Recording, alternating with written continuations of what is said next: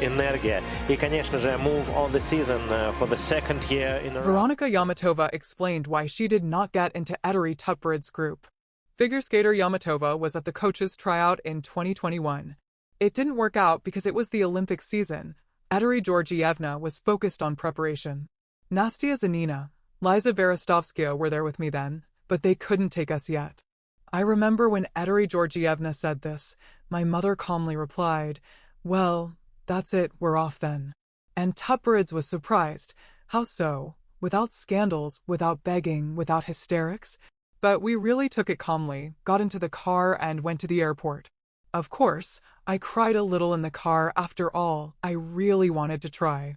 But on the other hand, in Ekaterinburg, my family, my friends, my coaches, who raised me from childhood, invested in me, said the 17-year-old athlete who took 7th place at the Russian Championships this season. About the triple axel. I do it better than other ultra SI. We try to jump it every day, but not before competitions, in more free time. Some people asked why there are no videos from training, but firstly, there is not much time to film anything during training, and secondly, I still want to keep the intrigue. I do it depending on how it is going at the moment. Sometimes I come to training and feel that it is not going yet. I jump 7 to 10 times, and if not very much, then I go for a double to feel it better. And if it is going well, then I can do it without stopping for half an hour or even more. Of course, I fall either on my leg, or on both legs, or on my hip, but that is the worst case. There's enough ice now, although before we skated in the morning in a crowd, they even punctured my leg. Lena Arnoldovna, Levkovets, said, "Either give us ice, or that's it." Now the CSP has allocated us budget ice, 2 training sessions of an hour and a half. Only the national team of the Sverdlovsk region can skate on the ice. "There's more ice now, and this is good," said Yametova.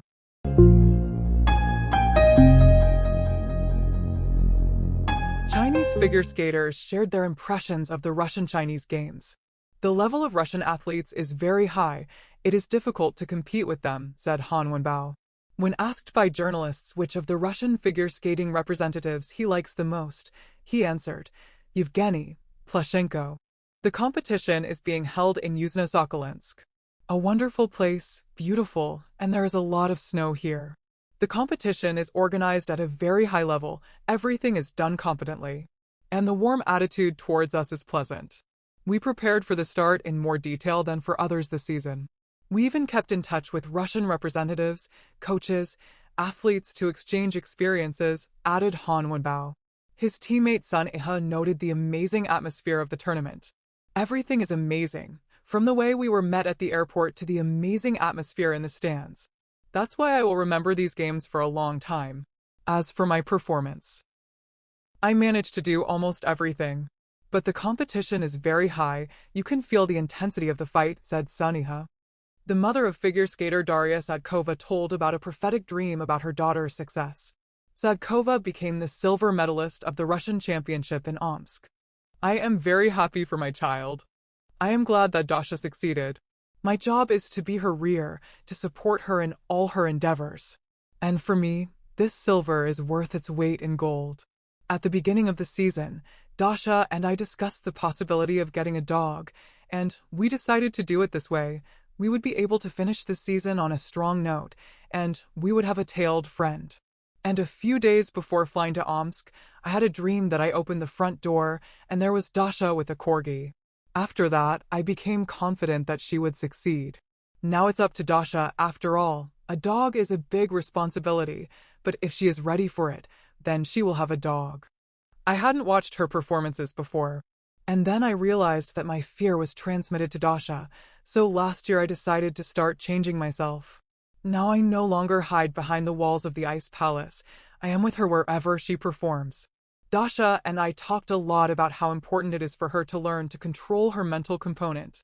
She was always physically ready, but the fight with her thoughts was difficult. But next to her are Ettore Georgievna, Tutberidz, Daniil Markovich, Gleikengaz, and Sergei Viktorovich Dudakov. And they helped her a lot, paying attention not only to technical training, but also to psychological training. Dasha said that every conversation with them becomes an important lesson for her. Edery Georgievna helps Dasha sort out her thoughts, gives wise advice. Each coach makes a contribution, some with a joke, some with a serious conversation. This is a team of strong and smart people, said Anna Vorontsova. The third Russian jumping championship in history will take place very soon, on January 18th to 19th. The hospitable Yubileyny Sports Palace in St. Petersburg will open its doors.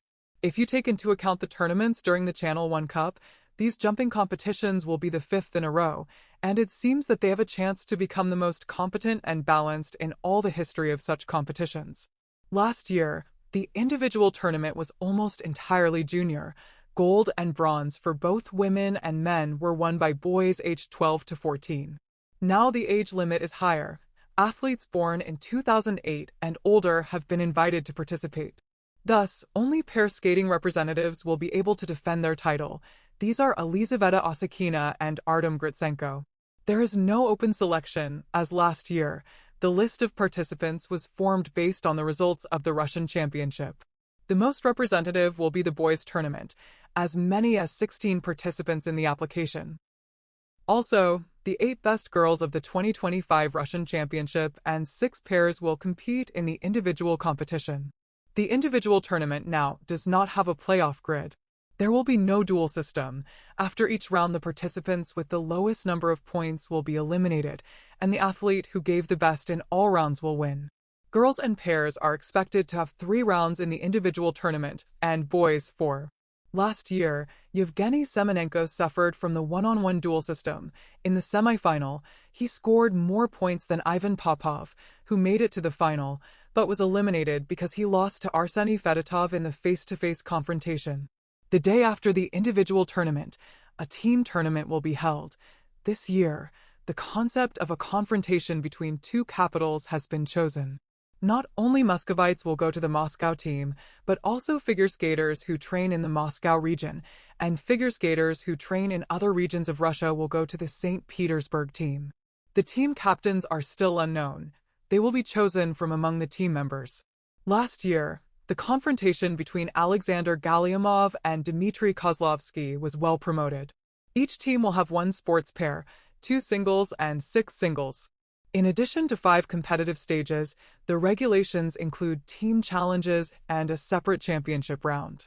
The newly crowned Russian champion Vladislav Dekidze said that he would like to try a quadruple axel at the Russian jumping championships. The skater had previously landed this jump during training and also tried to do it in public during Yevgeny Plashenko's show, but he couldn't. It is possible that Alexandra Boykova and Dmitry Kozlovsky will try a quadruple throw again. A year ago, there was no clean attempt at the jumping tournament, but since then the skaters have made progress in working on this element, not even being afraid to include it in the program. The prize money for winning the Russian jumping championships in 2025 in the individual tournament is the same,